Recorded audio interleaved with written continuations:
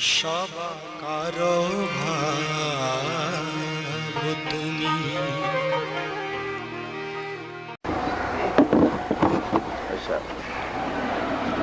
Halal and haram is not in the matter, in the object, but it is in the mind. Object is impartial. It is neither halal nor haram. It is neither impure nor pure. Purity and impurity lies in the mind. If the mind of a man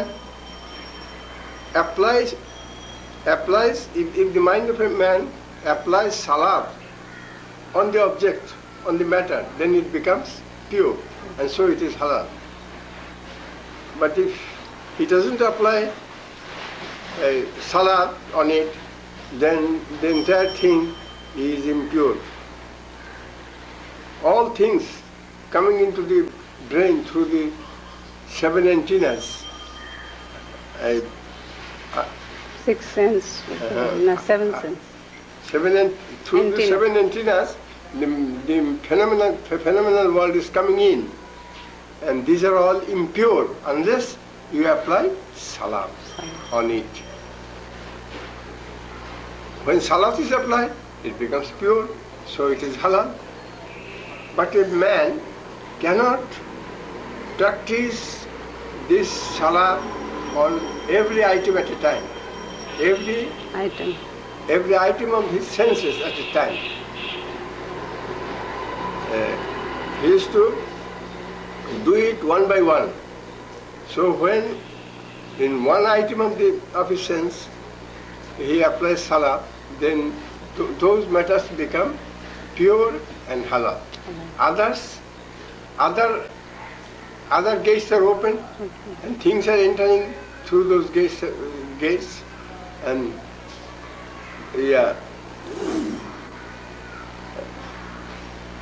those items are impure, but it is halal because the man has started salat on one item. So other items, even if those are impure, yet it is halal for him. But the man who can extend his salat on all the items and become perfect in the performance of the salat, then that man becomes Allah himself, becomes Allah. All the items cannot be purified so easily as you think it to be. It is not so easy to apply salat on all the items at a time and then become totally purified mentally and physically. It's very difficult. So to be Allah is also no joke. It is a tough matter to become Allah. ও তো মানুষের help করে মনে করে যে চলে যাওয়া যাবে, পার হয়ে যাওয়া যাবে, এটাই তো মুশকিল।